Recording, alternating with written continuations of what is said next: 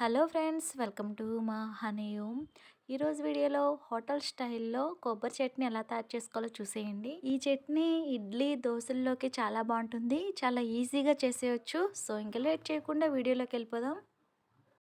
ముందు స్టవ్ పైన కడాయి పెట్టుకొని అందులో కట్ చేసుకున్న 5 లేదా 6 పచ్చిమిర్చి వేసుకొని, అలానే 1 టీ స్పూన్ నూనె వేసుకొని, అందులోనే చిన్న కప్పు పల్లీలు కూడా వేసుకొని ఫ్రై చేసుకోవాలి.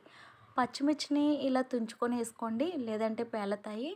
మంట పూర్తిగా తగ్గించుకొని లో ఫ్లేమ్లో ఇలా కలుపుతూ ఫ్రై చేసుకోవాలి. ఇవి లైట్గా కలర్ మారేంత వరకు ఫ్రై చేసుకొని తర్వాత స్టవ్ ఆఫ్ చేసుకొని కొంచెం వేడి చల్లారనిచ్చి ఇప్పుడు మిక్సీ జార్లో వేసుకోవాలి. ఇందులో ఇప్పుడు చిన్నగా కట్ చేసుకున్న పచ్చి కొబ్బరి 1 కప్ వేసుకోవాలి.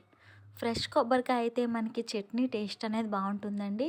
అలానే 1 రవ్వ చింతపండు వేసుకోండి.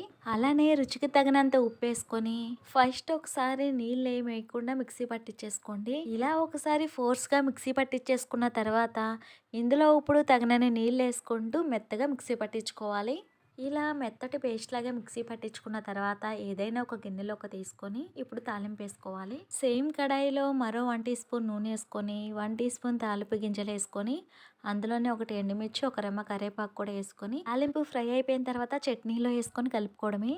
ఎంతో టేస్టీగా ఉండే హోటల్ స్టైల్లో కొబ్బరి చట్నీ రెడీ. ఇడ్లీ దోశ వడల్లోకి చాలా బాగుంటుందండి. మీరు తప్పకుండా ట్రై చేయండి. ఈ రెసిపీ మీకు నచ్చినట్లయితే తప్పకుండా లైక్ చేయండి, షేర్ చేయండి, సబ్స్క్రైబ్ చేయండి. Thank you for watching my video.